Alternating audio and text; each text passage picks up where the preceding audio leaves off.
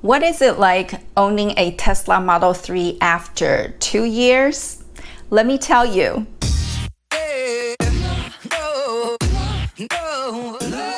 Hi, I'm Joy. Welcome to my channel. If you're new here, I share my Tesla Model 3 owner experience to help new and future owners learn more about this car. If you find my videos helpful and informative, please consider subscribing.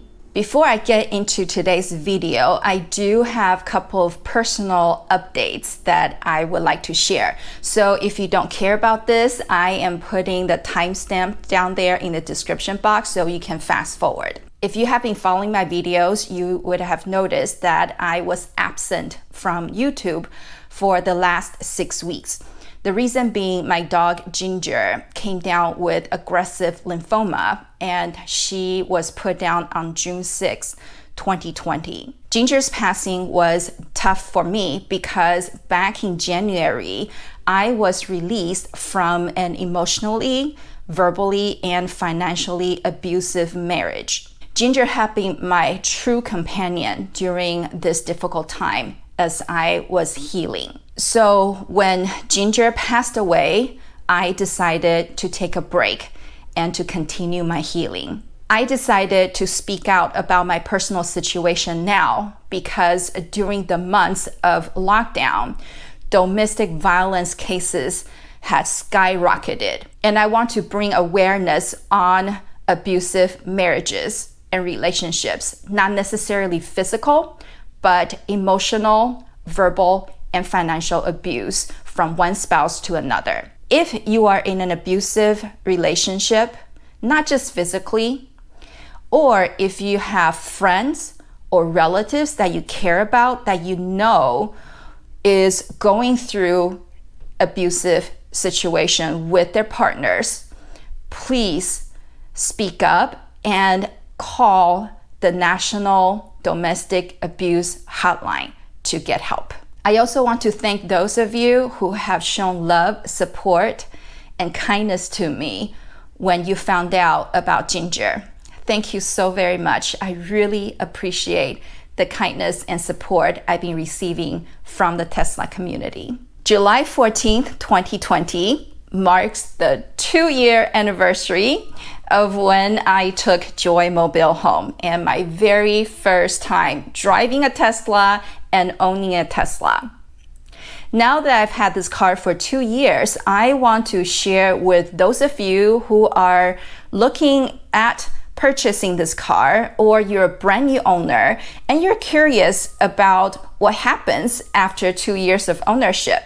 I'm going to share with you supercharging costs compared to how much I would have spent on gas compared to if I had home charging, how much money I could have saved, maintenance costs, how much I spent in the last 2 years keeping up with this car, any technology and user interface updates, upgrades, and what I don't really care for compared to a year ago. And finally, battery degradation.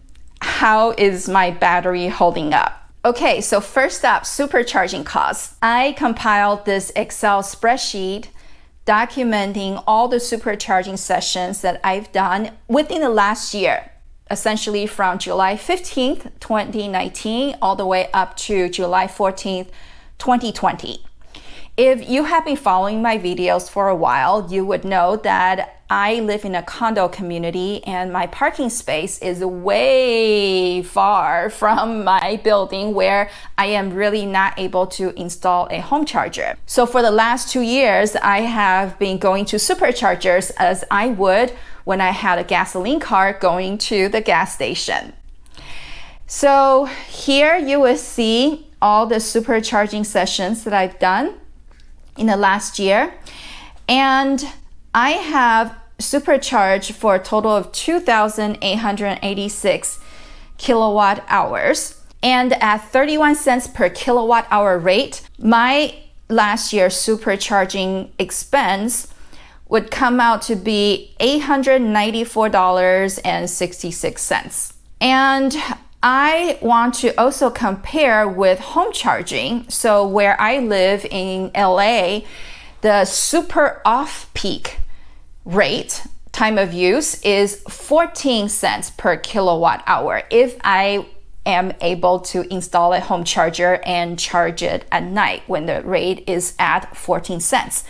Then I would have spent only $404.04 for all the supercharging that I have done in the last year. In the last year, I had driven a total of 9,010 miles. And to compare with gasoline, my old BMW 328i, it was supposed to be at 22 miles per gallon efficiency. And according to Gas Buddy, the average premium gas in Los Angeles area right now is at $3.13 per gallon.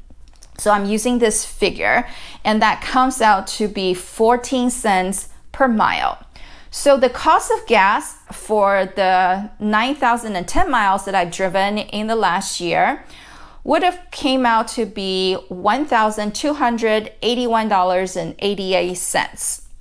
And the difference between supercharging and the gasoline spend is $387.22. So that's how much I have saved by switching from a gasoline car to an electric vehicle, and a Tesla in particular. And the difference between supercharging and home charging, if I had a home charger, which is the ideal setup, I would have saved $490.62. That is a huge savings. And the difference between having home charging and gasoline spend is a whopping $877.84. So, as you can see, owning an electric vehicle would save you on gasoline every single year without fail. Next, let's talk about maintenance costs.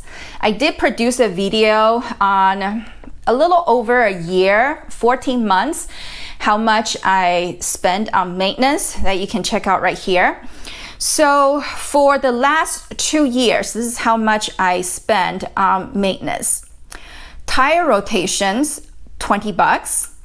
Windshield wiper fluid and the funnel, it was about $5. And then I changed the air filters. That came out to be $76.23 parts and labor. And I had Tesla Mobile Service perform this service for me. And that's it. So the total maintenance cost for the first 2 years of Tesla ownership for me was a whopping $101.23. Next, let's talk about the user interface and user experience that Tesla has improved and changed in the last year versus the first year of my ownership. There wasn't a big change in the last year since Tesla did a huge UI reshuffle on the screen during the first year. However, in the last year, the biggest user experience that Tesla has upgraded and enhanced, I would say, was the inclusion of Tesla Theater and the expansion of Tesla Arcade. Now, you can watch Netflix, Hulu, YouTube, Twitch on your car screen as an entertainment center, and Tesla has loaded so many games that you can actually play in the car, whether you are waiting to pick up your kids or you're at the supercharger charging. There is never a dull or boring moment when you have to spend time in your car. In fact, I watched the live stream of SpaceX launch at the end of May In my Model 3, that's the day that I took Ginger to the vet, to the emergency service. So while she was in there in the hospital being examined, I was watching the live stream on YouTube of the SpaceX launch. So I didn't miss it while having to wait for Ginger. Next, let's talk about technology enhancements. First, I want to talk about autopilot enhancements. While Tesla does not explicitly spell out every single improvements that they do when you receive a software update, I have noticed in the last year several times when I am using autopilot driving over the same spot that the autopilot was getting better at recognizing lanes and cones and obstacles, other cars, and so forth. So there are behind the scenes technology improvements that people typically don't know about because Tesla doesn't spell everything out for you. So the autopilot improvement in the last year is something worth mentioning. For those of us that have purchased the FSD full self-driving option, in the last year and actually in the last 6 months, Tesla has made a huge step forward in allowing our cars to recognize stop signs and traffic lights, and the car would behave accordingly. Meaning that if your car sees a stop sign and you put your car in autopilot or TACC, traffic aware cruise control, your car will automatically stop at red lights and stop signs. So the FSD city driving sign and cones, garbage cans recognition, that was the biggest change in the last year compared to the first year where there wasn't any. I do, however, want to mention the least technology feature that I have not really used with my car has been Smart Summon.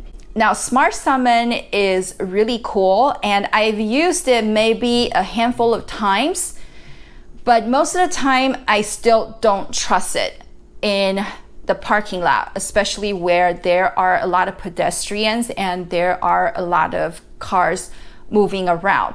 So I've only used it a few times where I knew there wasn't a lot of people walking around and the parking lot was not completely busy. So Smart Summon, and actually Summon in general, is still under beta version, and I know that Tesla will continue to enhance it.